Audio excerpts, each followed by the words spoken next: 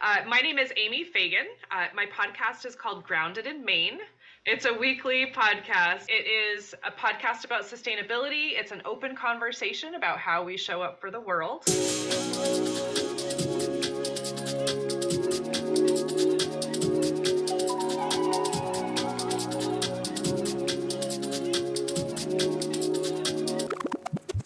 Hey, I'm Mike. Welcome to Podcast Diaries. These are the stories of podcasters who feel alone, just like you.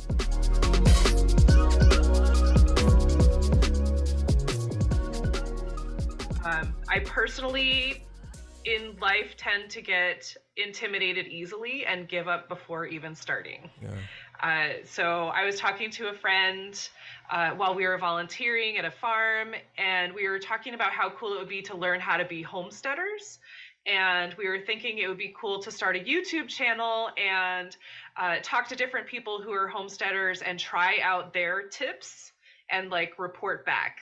Try it for 1 week and say, this could totally be incorporated into my life. It's not that big of a deal, or this was really, really hard and it's going to take a lot of working to figure that part of homesteading out. Right.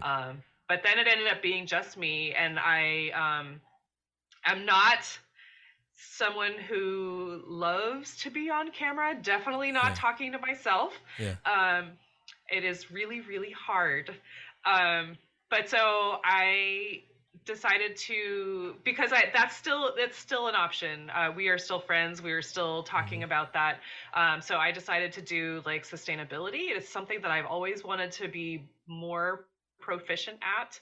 And I thought it would be cool to, and it's also it's an overwhelming word. It's a big word. There's so many different aspects of sustainability. And so for me, that just to say, I'm going to be more sustainable sounds big and overwhelming. And so I wanted to talk to different people who are doing sustainable things and to kind of break it down to make it less intimidating. Okay. And also just to kind of put the word out, just get the message out that you don't have to be super sustainable, superhuman. You just want to be doing something on that path to be doing your part to lessen your carbon footprint and lessen our imprint on the world.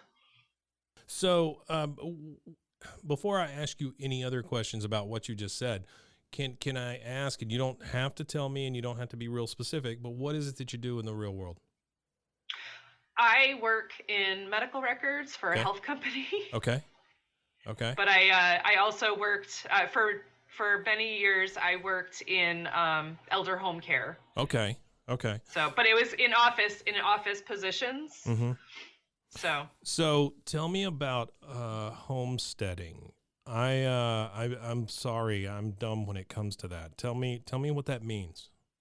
Because I think I know what it means, because I think I used to work with some folks, but tell me what it means and I'll tell you what I know.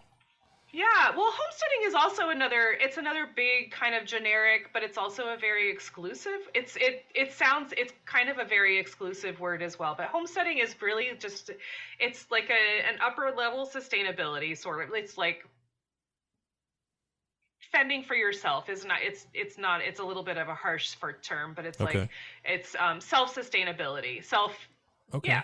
Okay. So you're able to take care of yourself and do all the stuff, like you're making your own clothes and you're, growing your own food and stuff like that.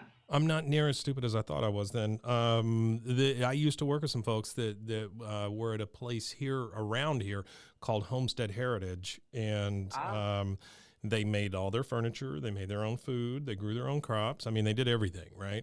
What was weird to me is when people see them, they assume Amish or one of those sects, right? And I'm like, that's not what they are, because I worked in programming, and that's where they were. They were programmers. They're not Amish people, they're not that sort of thing. And so that makes much more sense when I hear the word homestead now, and I realize that it is just fending for yourself. I get that. Look what you taught me. I said, you taught me that. That's fantastic. Thank you. I appreciate that. So cool. What is your, and maybe you've already kind of told me this, but what's your motivation for doing this show? The podcast, Yeah. it kind of was a fluke. I Okay. mean, I literally had been talking to my friend about this homesteading plan for a couple of years. Okay. So it was like July of 2020. Okay. Yeah. And that, you know, it was kind of on the back burner. And then a friend who knew that I was kind of toying with that. And also my friends know me and know that I also will talk about something to death and never act on it. Yeah. But so this friend of mine who lives in Florida said, I just found out about this podcasting workshop in Florida. If you pay for your way to I can use my flight points to get you there. You just have to pay for the workshop. Okay. And I was like, dude, that's huge. Yeah. Like, you know, Maine to Florida is no small thing. Yeah. Sure. And if he's willing to pay for that, then I can't really say no, because that's a huge gift. So I did that, and that's where I came up with, like, I had not really been thinking about the sustainability thing, but it's a little bit more broad, I think, than homesteading. And so it was something that if I plan to continue the podcast, you need to come up with a bunch of ideas. And I know homesteading, you can come up with a bunch, but I don't want to have to seek out. It's hard to seek out niche guests, I think. It's for me it's a little bit tricky. There's like another podcast, a homesteading podcast that's literally called like the Homestead Podcast, and they're booking these, and they've only recorded like 3 or 4 episodes, and they've already got these big names, and they've got these huge sponsors, and I'm like, dude, Yeah. how? Yeah. And they're in Minnesota, like, what? But so anyway, so sustainability, I was like, this is something that I can constantly be learning, and I have a lot of friends. Yeah. So I can start off easily with people that I feel comfortable with and get more comfortable asking people questions. Yeah. And so and I've met some amazing people and had some really great conversations. That's the thing I think people don't understand about podcasting. If you do it the right way, you're going to meet so many cool people. Like brand new people. You and I were talking about that before we started this. We never would have met, you know, right. Had somebody not put a post out and said, "Hey, let's do a thing," you know, and then you took a chance on it. So I it's fantastic. So you're 27 episodes in. Is that what you said? I just scheduled my 27th to publish. Okay. Yeah. And when do you come out? Tuesdays. Okay. So this one, the 27th, will come out Tuesday, January 2nd. Okay. 3rd. So are you weekly or are you bi-weekly or what?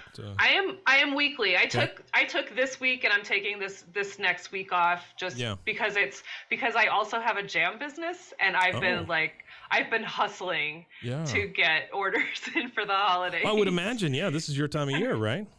Yeah, this is when I'm busiest for sure. So a jam business, how long you been doing that? 3 years. Really? What's your favorite? Wait, hang on. That's a bad question. Okay. That's an easy question.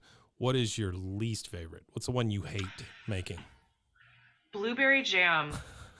Sadly, because Maine is known for wild blueberries. Yeah, sure. And everybody loves blueberry jam, and it's so pretty, but it is so hard. Really? It's hard. Why is it so hard? I don't know. It makes me really mad. But like, I think because they're such tiny berries, and they're hard to mash, and they often will like start to break down, and so I think that it's enough, and I think it just needs more like flesh opened. Gotcha. I don't know, honestly, but it makes me so mad. It just doesn't dread set. that one, huh? I do. That's funny. I mean, I know it's not funny to you because you have to do it, but it's funny to me being a guy sitting here in Texas that blueberries and you're like blueberry jam.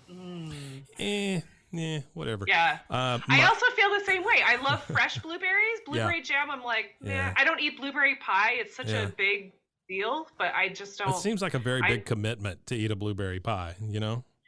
It seems so. I don't know about everyone else, but my teeth show everything. So I eat blueberry pie, and I got blueberries stuck in my gums, and I'm like, I can't talk to anybody. I'm gonna be like covering my mouth and talking because I can't. I'm so self-conscious. Is that a big thing in Maine? Do a lot of people just have blue teeth? I will say I bought blueberries from a lady about an hour and a half away last year, and she had blue teeth. Like she had been picking blueberries that morning, and I was like, dude, this lady loves her job. Yeah, that's right. How do you not eat the blueberries? Of course you're eating the blueberries. And I was like, they must be good. Okay. But I don't notice that a lot of people do. I think I just have really special bad teeth. Sure. I got you. My this is just a little side story, but it reminded me of it. During the holidays, my daughter came in. Like I say, we're in Texas. She is living in Seattle, and her fiance came in, and apparently, what is it? Huckleberries are huge in Seattle. And I'm like, I don't know. Whatever a huckleberry is, sure. But she brought us up huckleberry candle and huckleberry jam and huckleberry, I don't know, pants or something. I don't know what all the huckleberry stuff was she brought, but it was all huckleberry all the time. And all I could think of was, how bad in Seattle do people hate huckleberries? You know what I mean? They just have to get so sick of them. Huckleberries already. That's what I'm saying, and I'm thinking it's the same way in Maine with blueberries. Like at some point, you just go, okay, enough with the blueberries. Around here, it's not so much eating stuff; it's bluebonnets. When the bluebonnets come out, yes, every person within a 500-mile radius comes here, throws their kids into a bluebonnet patch, and starts taking pictures. And I get so tired of the bluebonnets. I'm just so tired of those flowers. Oh, that's so funny. In Maine, we have lupins, which look so much like the bluebonnet. Gotcha. And they're everywhere. They grow wild, but they don't grow in my yard. Well, they grow wild here, and we're not allowed to pick them or mow them. So, they're the state flower. I won't tell you that I've never mowed one, though. So what, let me ask you this. 27 episodes in. You're doing something you love, right? You're doing something on a subject you love. Let's put it that way. It sounds like this is a real challenge for you to keep doing, and it is like a personal milestone kind of thing because you don't like talking in front of people. You certainly don't like speaking into a void like you've been doing, right? Right. So what, it just sounds like I'm trying to get you to quit your podcast, but what is... It's cool because it pushes me to, I'm stubborn. I'm also stubborn. That's great. That's a good quality in a podcaster, be very stubborn. The chances are you're probably going to fade out. And I'm just like, no, I'm not me. My question though was, what does success look like for you in podcasting? What is success to you? Does it mean, oh, I get this many followers and you don't have to give me a number, or I get this many sponsors, or I get a sponsor? What does success mean to you in this world of podcasting? In podcasting, I want to be able to, success means for me to be able to gather with other podcasters and not have to spend all my money. Like, there you go. I'd love to have sponsors who will say, I'll give you some money, I'll send you to this conference, or I'll just, I'll donate this amount of money. And I'm not going to lie. It's about money. Like, I want to make money because I don't want to work full time. I want to be able to, do something like this and share my voice because I have a voice, because I have opinions and I have thoughts and I have friends. I definitely want to make money. I'm going to a podcast gathering in February, and it's going to cost me so much money. And I'm like, man, if I had a sponsor, I have a sponsor, but it's not financial at all. It's just it's an ad on their website, which is cool. Yeah. And I will say, I love hashtags. Okay. I've learned to love hashtags. Like I'm just on Instagram and Facebook. Really, I'm a little bit on Twitter. Yeah. But this company contacted me out of nowhere, And so I have a sustainability podcast. This company is called ESG Review, and Okay. I'd never heard of them, but they're an ecological company. Okay. So environmental governance, no, environmental sustainability governance is, I think, ESG. Okay. And so an environmental company contacted me and asked if they could sponsor me. And I'm like, dude, that's amazing. Like, so many podcasters are, and I'm not saying I won't, but like a lot of podcasters do like mattress commercials or mattress ads. And I'm like, my first sponsor doesn't want me to advertise for a mattress. That's so cool. That's really great. Even though there's no money. Yeah, well, you got to start somewhere though, right? I mean, exactly. If you don't have one, you got none. I mean, you have 100% more than you ever had. Absolutely. So, and it's just more, and it's more visibility, and so much of business for me. I'm a terrible business person. Like, my jam business is not that successful. And in fact, like I was saying, I'm super stubborn. The person that I was mentoring with said, 99% of small businesses fail within a year. Oh my gosh. And I'm like, what a great thing to say. I stuck I stuck my heels in, and I'm like, I'm going to sink all my money in, and I'm going to make it not fail. And so I am 3 years later, still doing it. Yeah. And every year I tell myself I'm going to quit, and I still don't. And so the podcast, I'm not making any money. I haven't been spending a lot of money until this February, but I'm like, I love it. And the people, for real, the people that I've met are amazing. Isn't that something? Like, in the podcasting world, and aside from the podcasting world, like sustainability people, and in the podcasting community. It almost restores your faith in humanity to 100%. A certain point, because I would say plus, like, more than 100%. It's like better than I could ever have imagined. Yeah, because I mean, we can sit behind our TVs and watch the world go by, or sit behind social media and watch the world go by, and it looks like a terrible place. It does. But when you start talking to people and you realize, oh my gosh, you've been through this and you've been through that. Oh, well, let me tell you my story and you tell me yours and all that. Man, people are just people. They just want to get through the day. The vast majority of us are pretty good folks. We don't want to fight. It's all the other people that want us to fight. So Right. Oh my gosh. I just had this conversation with a lady this week, a podcast interview, and she said this phrase that was so like simple to me, but at the same time it was so profound. And I was like, yes, like I don't even need to do anything anymore. So what she said is, we need more collaboration and less competition. That's I'm like, exactly right. Hallelujah. Yep. That's so perfect. No, you're absolutely right about that. And you know what? You can trace that back to your advertiser too.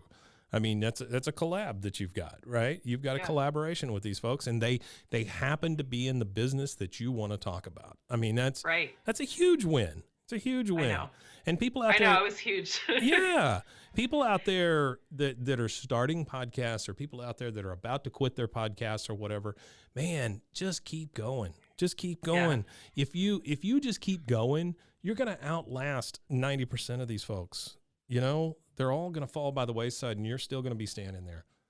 And that is the best tip I can give anybody. Consistency and follow through. Man, those are the two things. Right. Do what I know, you and say, people are like, do you sure you want to do every week?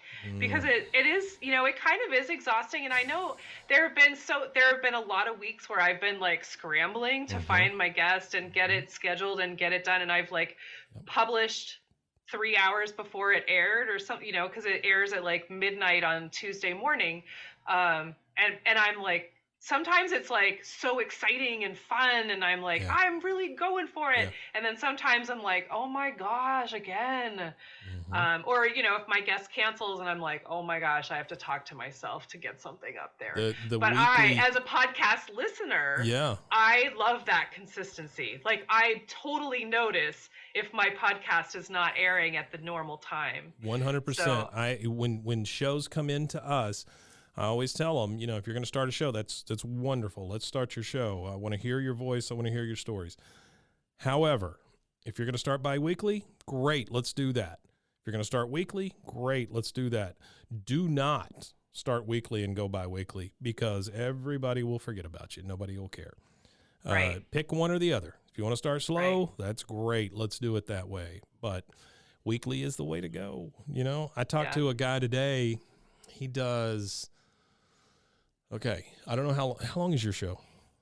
Generally, it varies. It's half an hour to 45 generally. Okay. Well, because you're sane, and so because I'm sane. yeah.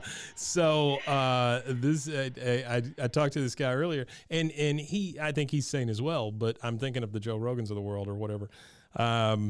He does 45-ish minutes every week where he just talks. It's just him, right? Just him.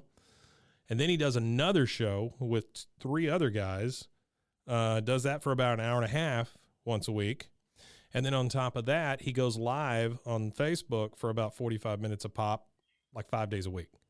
I'm like, I can't hear myself that much. I don't understand how to do that. You know, that's too many me's. Right. But like a group of 3 people for an hour and a half, that would be so sweet. It would be so easy. Yeah. Because the conversation just flows. Well, and you say that because you're not doing that, right? You're like, oh my God, if I could bounce an idea off somebody, that would be so good, you know? Yeah. I mean, I generally have guests. Do you? Typically, it's an interview podcast. Oh, yeah, I'm sorry. That's my misunderstanding. Oh, I apologize. No, it's me. It's not you. So I want to learn to be more sustainable. So I'm talking to people who are doing stuff, and that's how I've met so many cool people and learned so much. I was starting to wonder because here in my mind, I'm thinking you're just talking, and I was like, who is she meeting? I don't know who these people are, but that's great. I'm not an authority on anything. I just want to learn. You know what? That's like 75% of it right there. You know, just be willing to show up and learn. Right. And that's why this was an easier in for me, because people are like, oh, I want to talk to experts about this. I'm like, I'm not an expert on anything, but you want to talk about podcasting or something like that. I'm happy to talk about it. I just don't ask me to tell you everything I know. Okay. Well, here's a couple of final questions for you, and then I'll let you go because I know you got a family and you got things to do. Number one, I want to know what was for dinner. We've got vegetables roasting right now. Okay. Dinner has not happened yet. Okay. All right. You and I had kind of a back and forth on this. It was all my fault because I was like, oh, well, we can wait. And then you were like, well, I got to go walk and then this and that. And we went back and forth. And then I was like, let's just do it now. And then you were already gone. So I was already gone. Yeah. And then the last thing you told me is let me get dinner started. And then, so I was hoping that you could tell me all about your yummy dinner, but that's okay. Oh, it's going to be delicious. It's going to be delicious. Squash, sweet potatoes, beets, potatoes. So a lot of root vegetables that you're roasting. Yeah. We used to go to the farmer's market, my wife and I, and we would buy like the little bags of like the smaller root vegetables, and just cut them up and roast those things. Ooh, man, those were so good.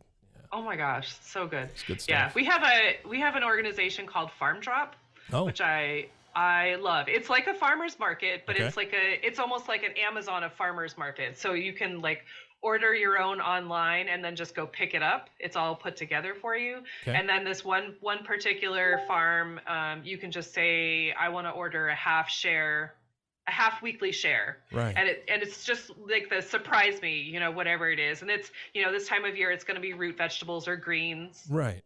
And I'm cool with that. $20 and I get, potatoes and garlic and onions and lettuce. This is the part of the show I cut out so that my wife never hears this idea that she can pre-order these things and then go pick them up. Yeah. Maybe she could start it. She could start Farm Drop in Texas. Again, I can't understand you because all this part's getting cut out. So, okay, last thing. Tell me about the equipment you use, the software you use, where you host, things like that. Just give me a general idea because I know it had to be a slog getting through it by yourself. I'm totally not a tech person. At the workshop that I went to back in March and February in Florida, Focusrite actually sponsored the workshop and sent microphones and Scarlett. Yeah, I know a Scarlett thing. And so I don't even know what the microphone is. That's okay. That's all right. And so I just got myself a boom arm for Christmas, and so I can sit up and not have to like find my mic every time. Sure. And then so I have my Scarlett and my mic, and then I use my husband's hand-me-down laptop with Audacity and posting on Buzzsprout. That's perfect. Thank you for running me through that, especially a person who's not like a big gearhead or anything. That's oh my fantastic. gosh. Yeah.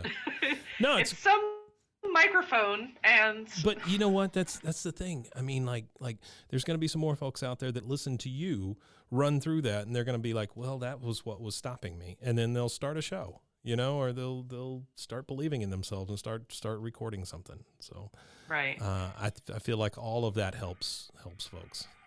So. Yeah. Okay. But if there's anyone interested in podcasting, I would say just reach out, you know, like look up podcasting groups on Facebook or something like that. Connect with people, you know, and you'll get support and advice. Yeah, just don't go to Reddit. Other than Reddit, it'll be fine. Yeah. Yeah. They're just downers. That's speaking from experience. That's all that is. Well, Amy, thank you so much for taking some time out of your busy life. I know that you got stuff to do and podcasts to put out, and sustainability to sustain. I don't know how to say that, but I just want to thank you again for responding and for showing up and for doing this thing with me. One more time, give me your name, your show, and when it comes out.